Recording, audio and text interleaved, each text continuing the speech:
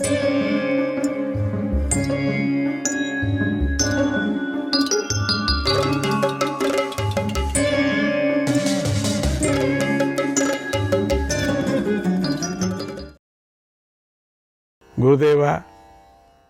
నాకు అసలు ఎవరు కనపడటం లేదు గురుదేవా, గద్దను మాత్రమే చూస్తున్నా నేను అన్నాడు.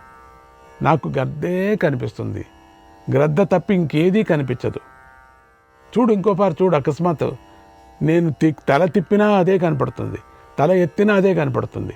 మీరు చెప్పిన మాట నాకు మీరు కూడా కనపడటం లేదు, అసలు గద్దనే కనపడుతుంది. ఆ మాట వినటంతోనే ద్రోణుడి మనస్సు ప్రసన్నమైపోయింది. క్షణకాలం ఆనంద బాష్పాలు వచ్చేసాయి. తర్వాత అర్జునుడితో ఇలా అన్నాడు, నాయనా, గద్దనే చూస్తున్నావా? మళ్ళీ ఇంకొక పరీక్ష, గద్దనే చూస్తున్నావా? అయితే దాని శరీరం ఎలా ఉంది, దాని అవయవాలు ఎలా ఉన్నాయి, దాని రెక్కలు ఏ కలర్లో ఉన్నాయి చెప్పు అన్నాడు. రెక్కలు ఏ రంగులో ఉన్నాయి, ఎట్లా కూర్చుంది అది? 2 చేతులతో 2 కాళ్ళతో కూర్చుందా? రెక్కలు వదిలిందే? ముక్కు కనపడుతుందా? చెవు కనపడుతుందా? కళ్ళు కనపడుతున్నాయా? శిరః పశ్యామి భాసస్య నగాత్రమితి సోబ్రవీత్. గురుదేవా, దాని తలను మాత్రమే చూస్తున్నాను, కానీ దాని శరీరాన్ని చూడటం లేదు, నాకు కనపడటం లేదు, దాని శరీరం నాకు కనిపించటం లేదు అన్నాడు. ఆ మాటలు విని ద్రోణుడు మరీ పులకించిపోయాడు. అదే కదా కావాలి. నాయన, ఇక ఆలస్యం చేయకు, బాణాన్ని విడిచిపెట్టన్నాడు. అర్జునుడు ఏమాత్రమో ఆలోచించకుండా బాణాన్ని విడిచాడు ఆ గద్ద మీద. అది దూసుకొని పోయి గ్రద్ద తలను కొట్టేసింది. గద్ద తల తెగి కింద పడిపోయింది. ద్రోణుడు ఆనందంతో అర్జునుడిని కౌగిలించుకున్నాడు. అంతమంది ఉన్నారు అక్కడ, అందరెదురుగా కౌగిలించుకున్నాడు. కౌగిలించుకొని ద్రుపదుడిని అతడి అనుచరులతో సహా ఈ అర్జునుడే ఓడిస్తాడు అని నమ్మాడు. లోపలే మంచి ఒక శిష్యుడు దొరికాడు నాకు. ద్రుపదుడి యొక్క అహంకారం అణచటానికి మంచి టైం వచ్చింది. అలా పరీక్ష పూర్తి అయిపోయింది. అందుకే వాళ్ళలో ఎవరైనా ఉన్నారని చూస్తే ఎవరు ఏంటేంటో చెప్పారు. కొంతకాలం గడిచింది. ఒకనాడు ద్రోణుడు శిష్యులందరితోనూ కలిసి గంగలో స్నానం చేద్దామని వెళ్ళాడు. గంగలోకి దిగి నడుము లోతు నీళ్లలోకి వెళ్ళగానే ఒక మొసలి వచ్చి హఠాత్తుగా ద్రోణుడిని పిక్కలు పట్టుకుంది. దాన్ని విడిపించుకోగల శక్తి ఆయనకుంది. ఆయన బెదరకుండా ద్రోణుడు శిష్యులందరూ పిలిచాడు. ఇలా అన్నాడు, నాయనలారా, రక్షించండి, రక్షించండి, నా పాదాన్ని మొసలి పట్టుకుంది, నా పిక్కలు పట్టుకున్నాయి, నన్ను లాగేస్తున్నది, దాన్ని చంపండి, నన్ను విడిపించండి, బోర్మని గట్టిగా పిలుస్తున్నాడు. కంగారుగా అరిచాడు. ఆయన మాటలు ఇంకా పూర్తి కాలేదు. అర్జునుడు 5 తిరుగులేని బాణాలు విడిచాడు. నీటిలో ఉన్న మొసలిని కొట్టి ఒకటే 5 బాణాలతో శిరచ్ఛేదం చేశాడు. మిగిలిన శిష్యులందరూ తెల్లబోయారు. ఒక్కొక్కరు ఒక్కొక్క విధంగా అనుకున్నారు. ఈత కొట్టుకొని దాన్ని తోక పట్టుకుంటాను ఒకడు, లేదు లేదు దాని తోక కాదు, దాని మీద కూర్చుంటానని ఒకడు, ఇట్లా అనేక ప్రకారాలుగా ఒక్కొక్కడు ఒక్కొక్క విధంగా, లేదు ఒకరికొకరు పట్టుకొని కొనాలో తోక ఒక్కడు పట్టుకోండి, ఇక్కడి నుంచి ఇగ్గుతాము చూసుకుందామని వాళ్ళంతా ప్లాన్లు వేసుకుంటున్నారు. ప్లాన్లు వేసే లోపల అర్జునుడు 5 బాణాలు కొట్టాడంతే. అలా చూస్తున్నారు తప్పితే కొంతమంది ఏ ప్రయత్నము ఊరికే మాట్లాడుకుంటున్నారు పిసి అని.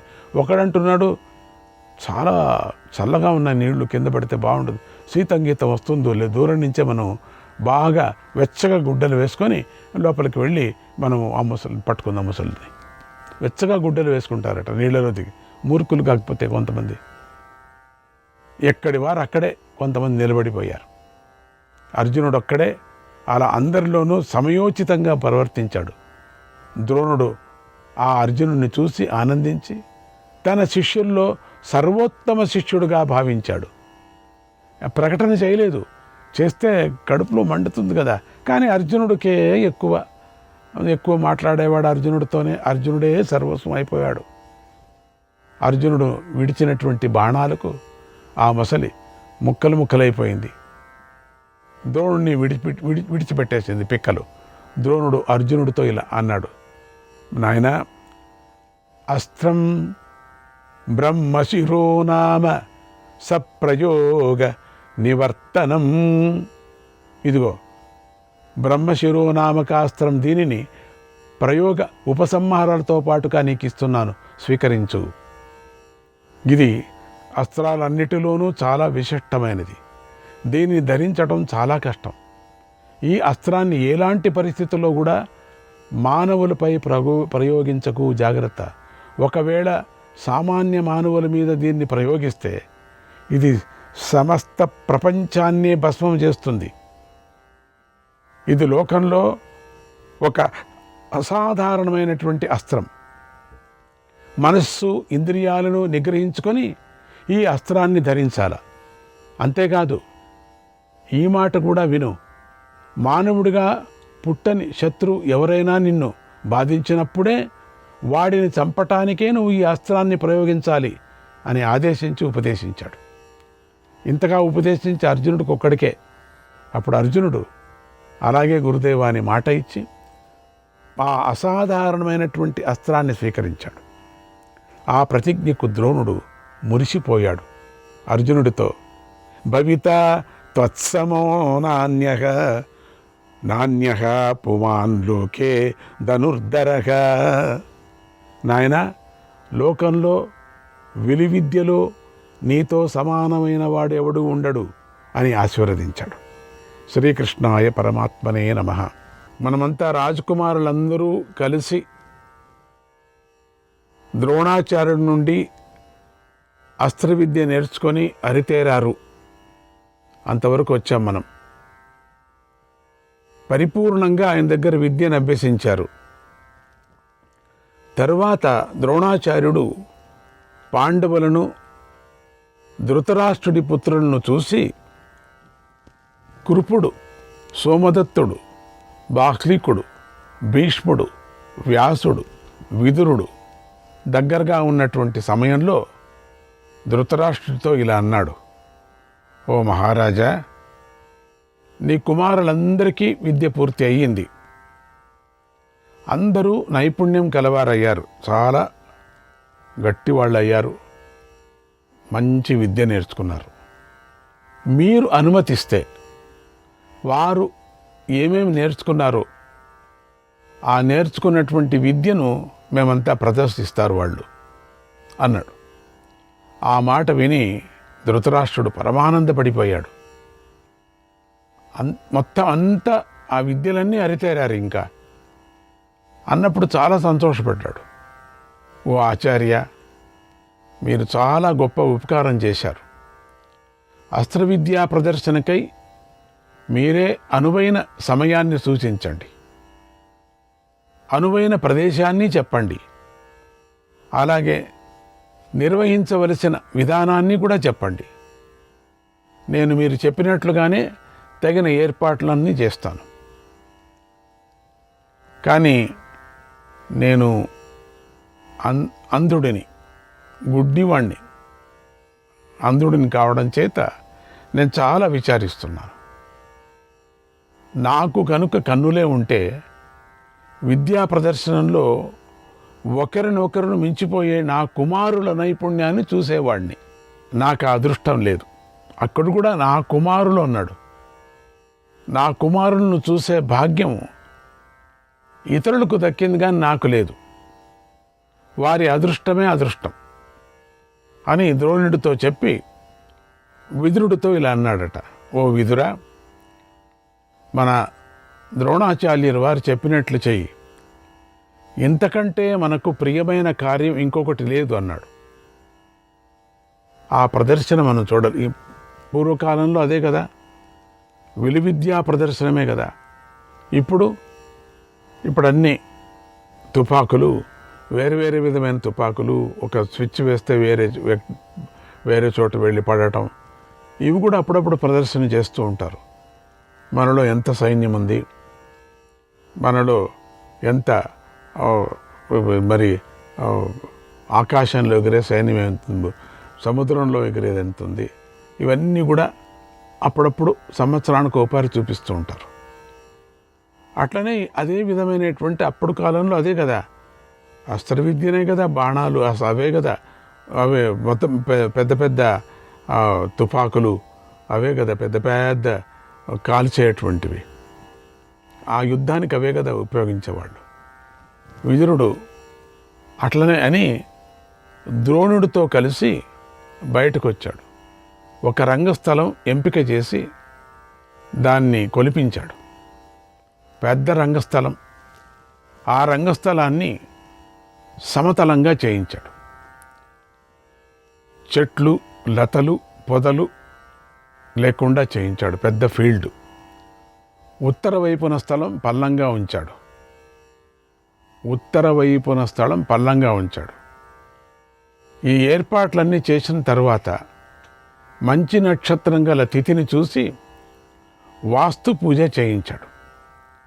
ఆ వాస్తు పూజ కార్యక్రమానికి ద్రోణుడు వీరులందరినీ పిలిపించాడు. వీరులు కూడా రాని చూడని.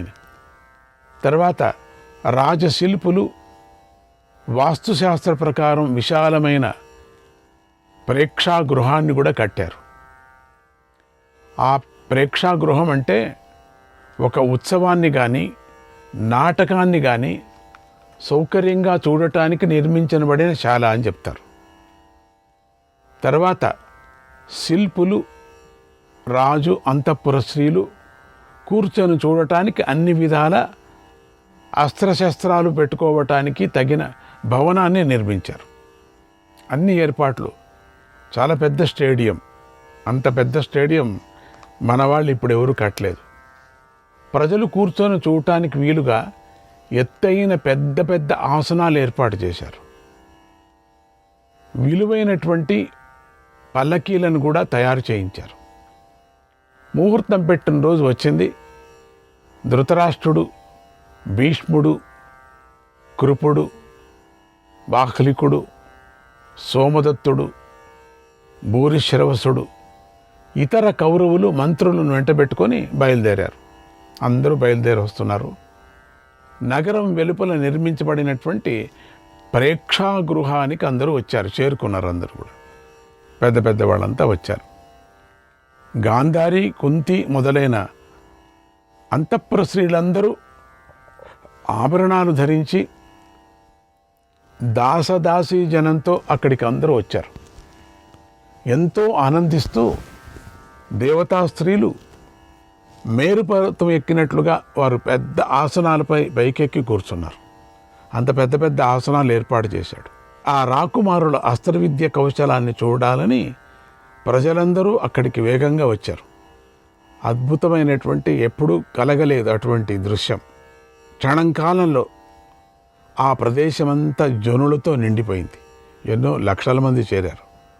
ఒక పక్క వాద్యధ్వనులు మ్రోగుతున్నాయి, మరోపక్క జనుల కోలాహల ధ్వని ప్రతిధ్వనిస్తుంది. అప్పుడు ఆ భవనం ఘోషించే సముద్రంలాగా అయింది. అంత పెద్ద సముద్రంలాగా తయారైపోయింది. అంత పెద్ద శబ్దం చేస్తున్నాయి. ఆ సమయంలో ద్రోణాచార్యుడు పుత్రుడితో కలిసి రంగస్థలానికి వచ్చాడు. తెల్లని బట్టలు కట్టుకొని ఉన్నాడు.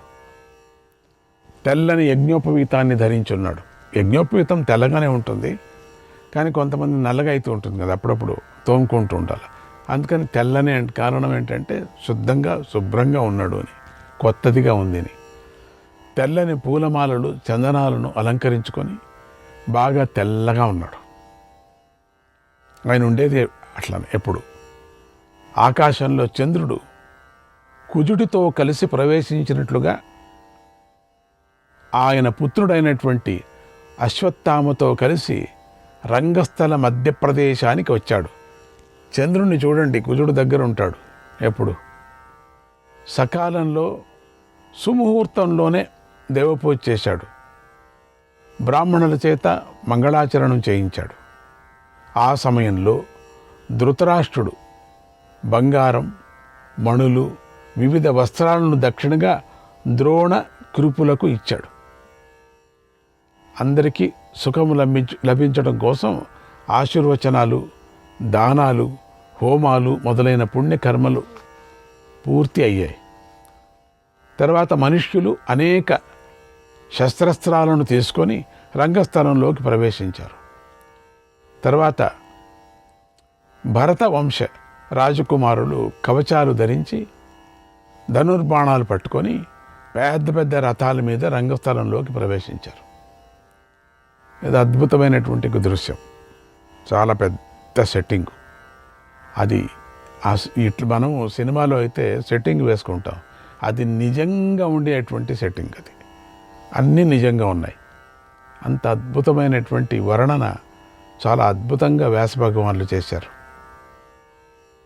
ధర్మరాజు మొదలైన రాకుమారులందరూ వరుసగా వచ్చి ద్రోణ కృపులకు నమస్కారం చేసి వారిని పూజించి వారి ఆశీర్వాదం తీసుకొని సంతోషించారు. తర్వాత రాకుమారులు ఒక్కొక్కరు పుష్పాలతో అలంకరించబడిన అస్త్రాలకు రక్తచందన పుష్పాలతో పూజ చేశారు. రక్తచందనాన్ని ఒంటికి పూసుకొని ఎర్రని పూలమాలను కూడా ధరించారు. ఎర్రని జెండాలను తమ రథాలపై నిలుపుకున్నారు. వారు స్వచ్ఛమైన బంగారు నగలు ధరించున్నారు. అందరూ ద్రోణుడి అనుమతి తీసుకొని ధనుస్సులు చేతిలో పట్టుకొని నారిని తొడిగి రకరకాల అలంకారాలతో ఉన్న బాణాలను ఎక్కుపెట్టారు. అద్భుతమైనటువంటి బాణాలు, ఒక్కొక్క విధంగా ఉంది. దాని షేపే విచిత్రంగా ఉంది. ఒక్కొక్క ఆకారం ఒక్కొక్క ప్రాణిలాగా, పశువులాగా, పక్షిలాగా, సింహములాగా చిత్రమైనటువంటి బాణాలు అక్కడ ధనుర్బాణాలు అందరి చేతిలో ఉన్నాయి. ఒక్కపారి ధనుష్టంకారం చేశారు. సభలోని వారందరినీ ఆదరించారు. ఆ టంకారంతోనే సభలో ఉండే వాళ్ళకందరికీ ఒక నమస్కారం లాగా చేశారు. తమ అస్త్ర కౌశలాన్ని ప్రదర్శించారు. ఆ సమయంలో కొంతమంది ప్రేక్షకులు తమ మీద బాణాలు పడతాయని భయపడి తలలు వంచారు. అంటే చూడలేకపోయారు, భయపడ్డారు. ఎందుకంటే జనం తట్టు చేసి టంకారం చేశారు కదా, బాణం లేదు, ఒట్టి టంకారం. వాళ్ళకేం తెలుసు బాణం ఉందో లేదో తెలియదు దూరం నుంచి. అందుకని టంకారం మాత్రం కనపడుతుంది, పెద్ద పెద్ద బాణాలు కనపడుతున్నాయి. అందరూ జనమంతా పిరికి పందల్లాగా కొంతమంది పరిగెత్తిపోయారు, కొంతమంది తల దాచుకున్నారు, కొంతమంది అక్కడంతా రాళ్లతో చేసినటువంటి టేబుల్స్ ఉంటాయి కదా, దాని కింద వెళ్ళిపోయారు. చాలామంది భయపడ్డారు. తొక్కులాట కూడా అయిపోయింది కేవలం ధనుష్ టంకారానికి. అంటే వాళ్ళకు నమస్కారం చేస్తున్నారు. అసలు ఇదని తెలిసింటే కదా, వీళ్ళెవరికి చూసింటే కదా, ఇవన్నీ కూడా కొత్త కదా వాళ్ళకి. డబా డూబా అని పరిగెత్తిపోయారు అందరూ కూడా. కొంతమంది మళ్ళీ అందరూ కిందకి అక్కడ ఉండేటువంటి వాళ్ళంతా పిలిచారు, రాండ్రయ్య మీ మీద ఏం పడదు బాణము, ఏమి భయపడద్దండి, అది ధనుష్ టంకారం మాత్రమే చేసింది, శబ్దం అయ్యాది. ఆ శబ్దానికే కొంతమంది భయపడ్డారు. కొంతమంది భయపడి కింద పడి జ్వరము అదంతా వచ్చి ఫిట్స్ వచ్చి భయపడ్డారు కొంతమంది. అంటే అంత భయంకరంగా ఉన్నారు ఈ రాజకుమారులు. జనం ఏం తెలుసు పాపం, ఏదైనా దినము ఈ పండగ జరిగేదైతే ఇది కొత్త కదా, ప్రారంభం కదా, ఇది కొత్త. వారానికి ఒకసారి జరిగేదైతే అందరికీ అభ్యాసం ఉండు. ఇది కొత్త కదా, ఏదో వచ్చారు అందరూ కొత్త అలంకారాలు వస్త్రాలతో. కొంతమంది ఆహారాన్ని కూడా తీసుకొచ్చారు. రాకుమారుల యొక్క విద్య చూడటం అట్లా ఉండని, వీళ్ళను సంజాయించటం, వాళ్ళని కూర్చోబెట్టడం, వాళ్ళని సమాధానం చేయటం, వాళ్ళకు ధైర్యం చెప్పటం. పరిగెత్తిపోతున్నారు అందరూ కూడా, గేట్ల మీద ఎక్కి పరిగెత్తిపోతున్నారు. పెద్ద పెద్ద గేట్లు కట్టారు, దాన్ని ఎక్కుతున్నారు అంతా. బతికితే బట్టలు కడతాం మేము, ఇంకా చాలు ఈ ధనుర్విద్య చాలు, మాకేం చాలు. అసలు ధనుష్ టంకారానికి ఇట్లా ఇక బాణాలు వేస్తే ఇంక ఏమవుతుంది చెప్పండి. మరి భయపడకుండా అప్పుడు అందరూ భయపడకుండా అంత చాలామంది డాక్టర్లను పెట్టారు అక్కడ, మరి అంబులెన్స్లు పెట్టారు, అంతా చాలా పెట్టారులేండి. చెప్పడానికి వీల్లేదు, తెలుసు ఇవన్నీ జరుగుతాయని చెప్పేసి. నీళ్లు సప్లై చేశారు, కాఫీ సప్లై చేశారు, జ్యూస్ సప్లై చేశారు వాళ్ళందరికీ కూడా. శ్రీకృష్ణాయ పరమాత్మనే నమః.